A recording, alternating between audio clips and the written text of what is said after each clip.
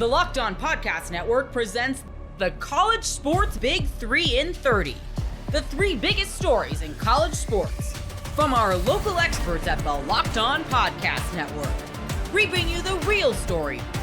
Why it matters, what's next, who wins the big game, and more, all in 30 minutes.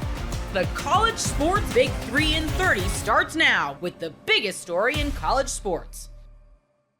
Is Texas back to being a college football playoff contender? You are Locked On Longhorns, your daily podcast on the Texas Longhorns. Part of the Locked On Podcast Network, your team every day. Did the Oklahoma game do enough to make you believe again?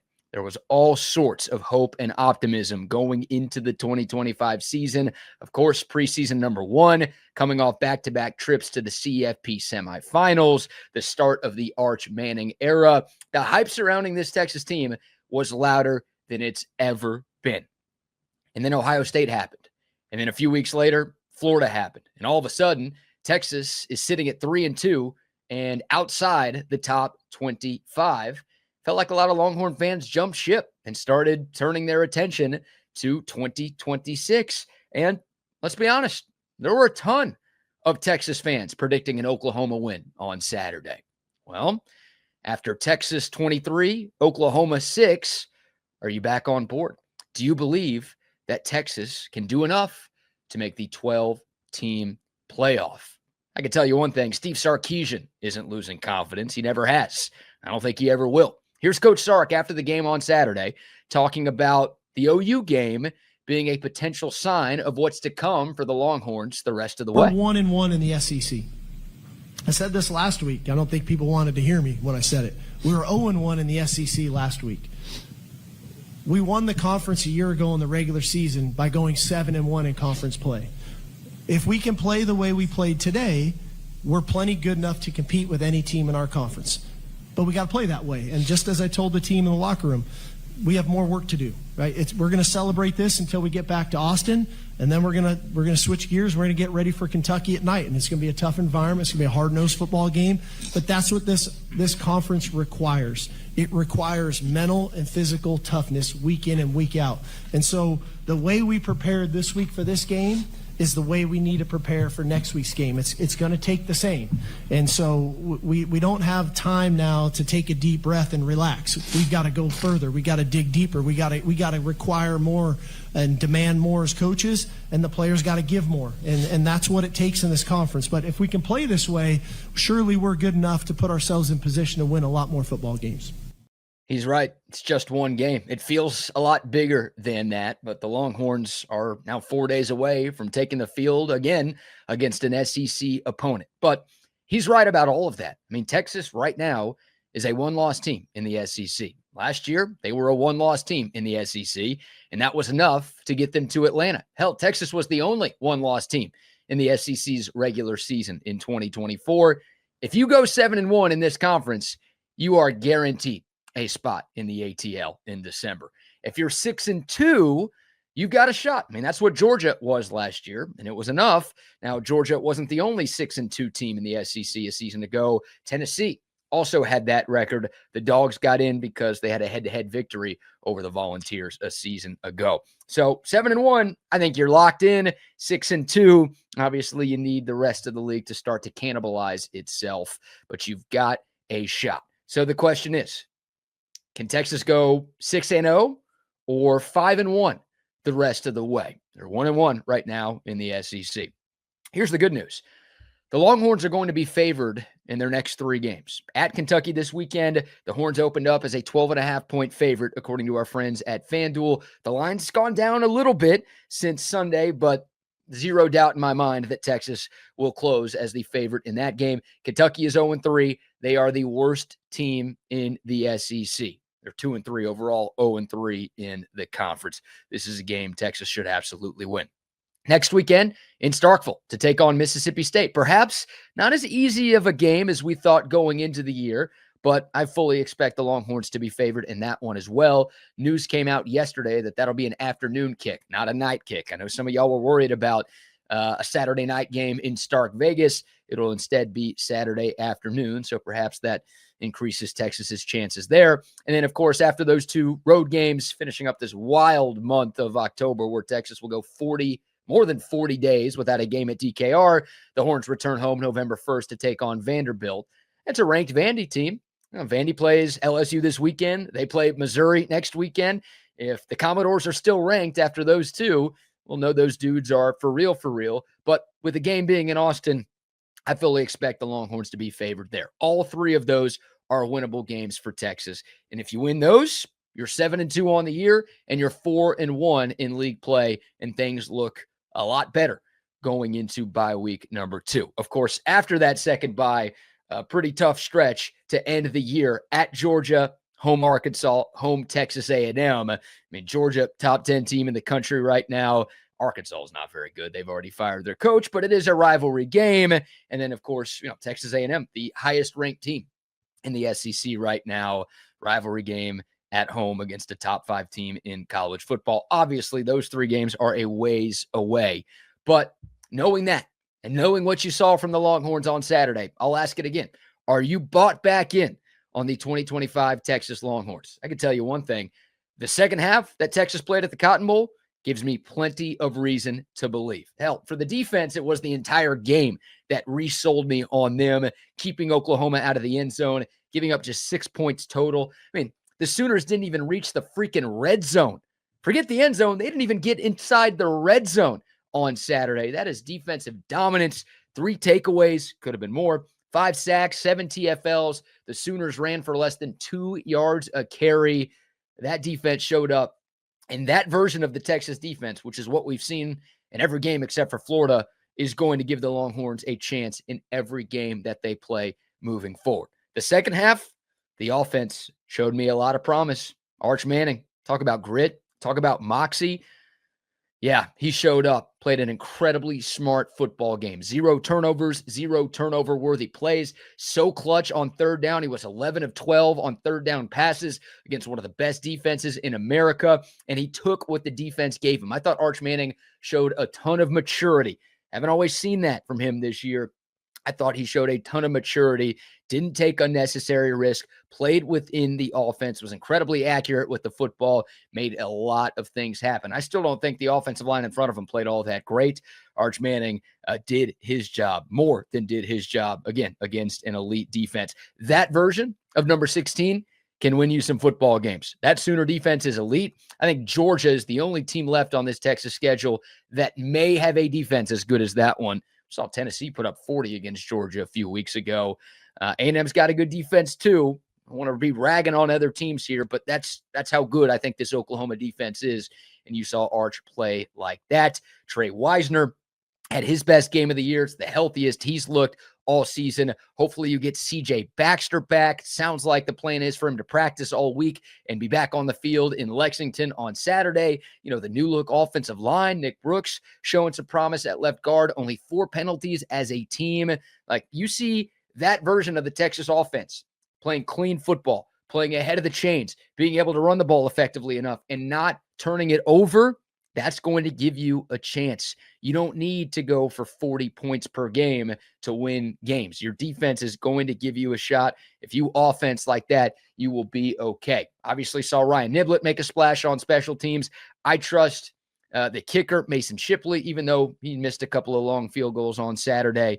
I just really liked what I saw from Texas in that second half, and I hope that sparks what can be a very strong second half of the year.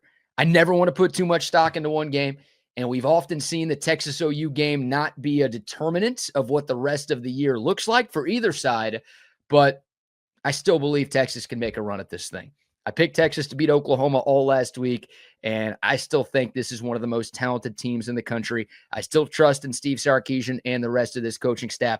Are they a flawless football team? No, absolutely not. And they've got some things that they're going to have to deal with all season long.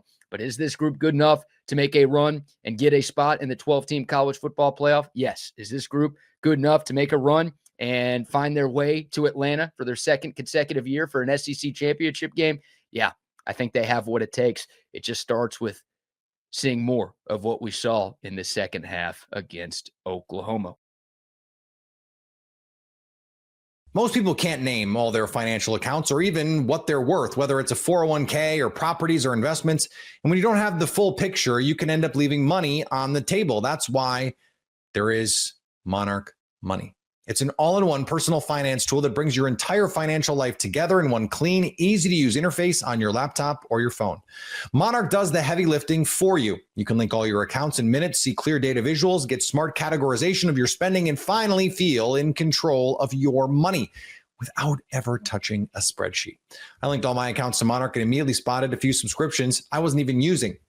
Canceling those all can save you money every month. Don't let financial opportunities slip through the cracks. Use code LOCKEDONNFL at monarchmoney.com in your browser for half off your first year. That's 50% off your first year at monarchmoney.com with code LOCKEDONNFL. Things are not as bad as they feel for Oregon right now. You are Locked On Ducks, your daily podcast on the Oregon Ducks. Dante Moore and Will Stein had bad Saturdays. There is no other way to put it. Do I think the offensive line was great? No. Do I think the offensive line was the driving force behind Oregon's lack of success on Saturday? Also no.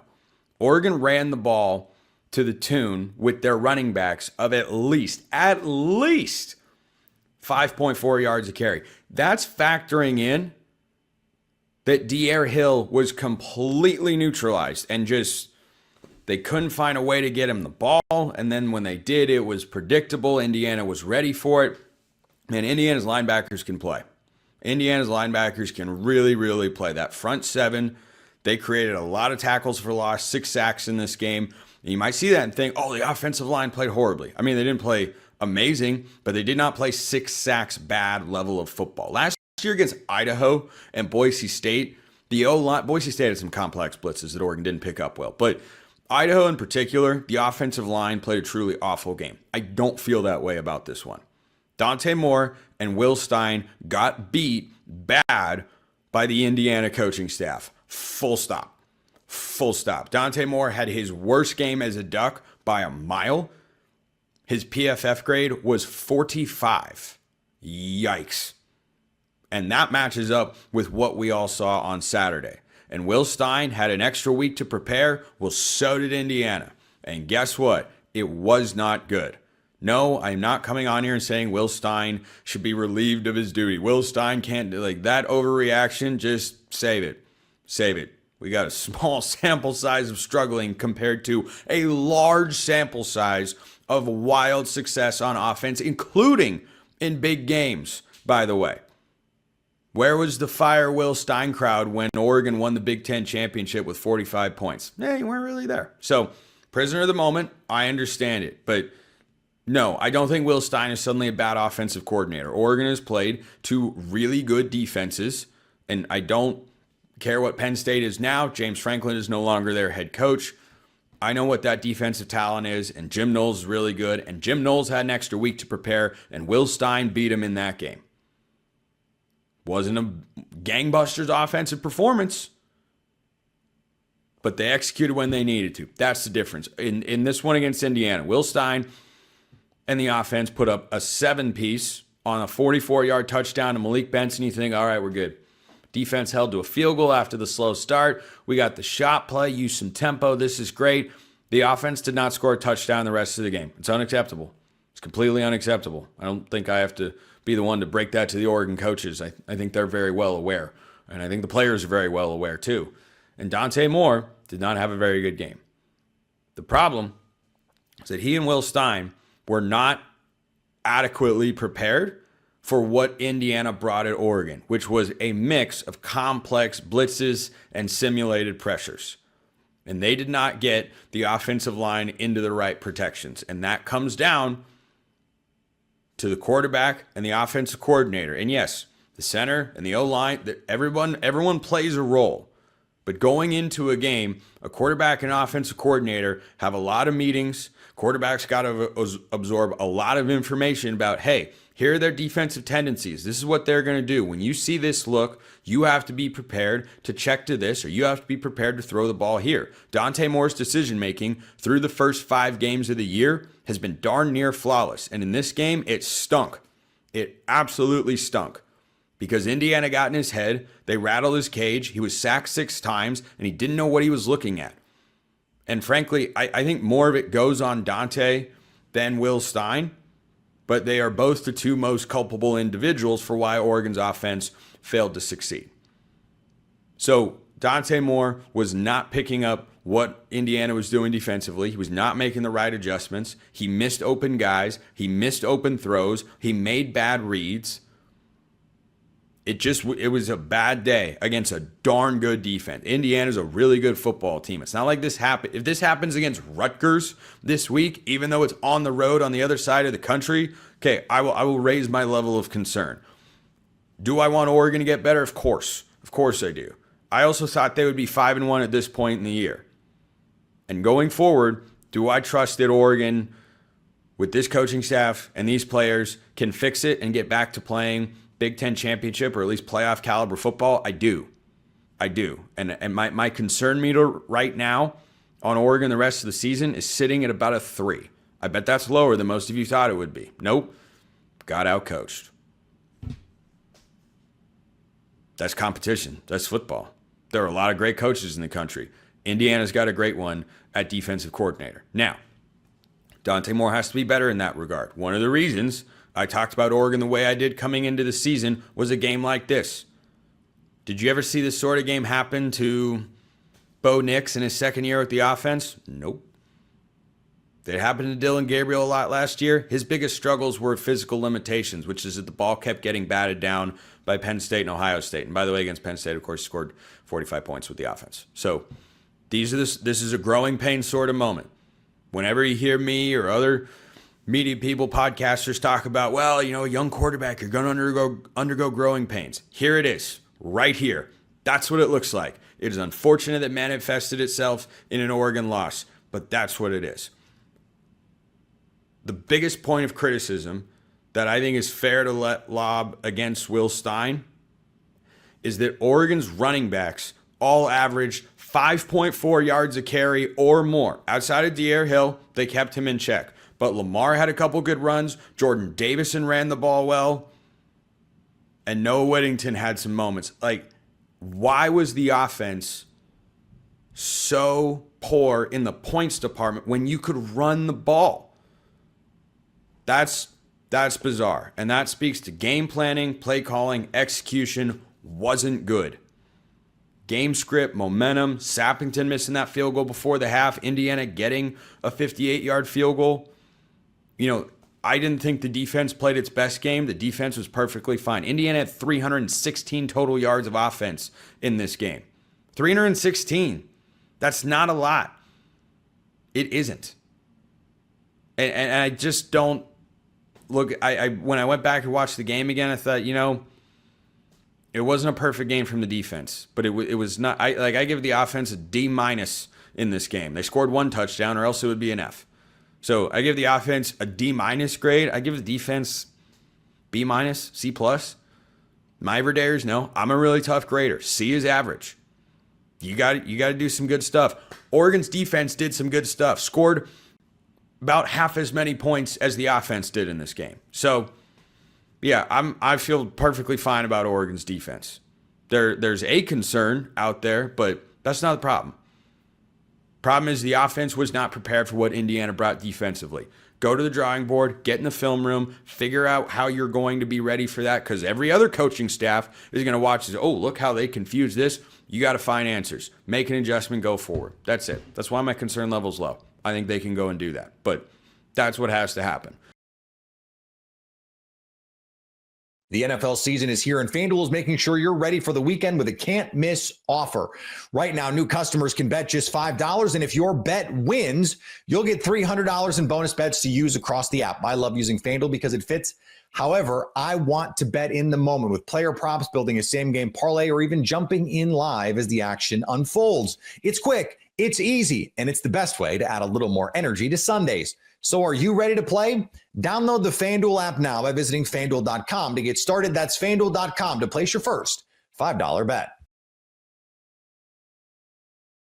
You are Locked On Auburn, your daily podcast on the Auburn Tigers. Damari Austin the fallout continues to happen. Hugh Freeze's comments about it at his presser on Monday, already interesting. But now you're starting to hear, and some of them are even going to social media where you could see it yourself, but you're starting to hear more and more chatter about how upset a lot of the guys in the locker room are, which I don't think is the biggest surprise in the world. And I don't think Hugh Freeze helped himself out with how he worded it at his presser on Monday. No, first and foremost, I think that was the Kickstarter was when he worded it. So I did not hear anything about this. I got busy, and then the presser comes about, and I kind of look up, and you know how it gets in like the radio business. Like I got everything turned off. I'm not hearing anything. No social media, no nothing. Didn't even know DeMario was an issue. And then all of a sudden, when Hughes asked about it, and then I see the quotes, and then I get people like hitting me up and texting me, and I'm like, "What?" They're asking why he's gone, and I was like, "Well, Hughes says because basically he did not say this. This is what it sounded like, Zach. This is the way I took from it. Perception's reality. Conduct unbecoming for the team, or something like that. Detrimental to the team. That's not what he said. I understand that, but when he said not meeting the standards, and he said." Yeah, expectations or standard of the football program. So my brain went to, what did he do off the field? What happened? Did he miss practice? Did he leave the team post game without talking to anybody? And he got blowback from I immediately started guessing everything known to man. And then you see the walk back, and then you kind of start hearing what really happened.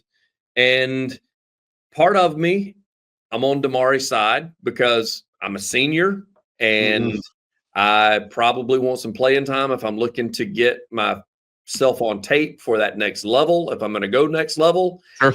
So I look at going, okay, well, there's that loophole we've talked about. I haven't played in 4 games. I can redshirt and go somewhere else, or redshirt and stay here and play more next year or something. I don't know. Yeah, I mean, it's a lose-lose situation if you're Freeze. Right? Like, I get both sides of this. I think Damari going to him I understand how it's in the best interest of Damari, but also like you have been tasked and elected by your peers as a captain. Yeah. In hindsight, with seeing how most people have responded, I think the team actually would have taken it at this point. It still looks terrible. But I also think you could have done it in a way where like it wasn't that big of a deal. In hindsight, now that like the dust has settled a little bit, but I at first I was surprised at the pushback by the locker room because of it's like, what is Free supposed to do? Supposed to say, yeah, you can just sit out. Exactly. And like I think Freeze made the right decision here. Yeah, I do too. But if he had have just let him sit, I don't think it would have been as big of a deal, but as maybe he thought in real time. But him saying the phrasing that he did on Monday at the presser, like that was bad. Like that was such an unforced error.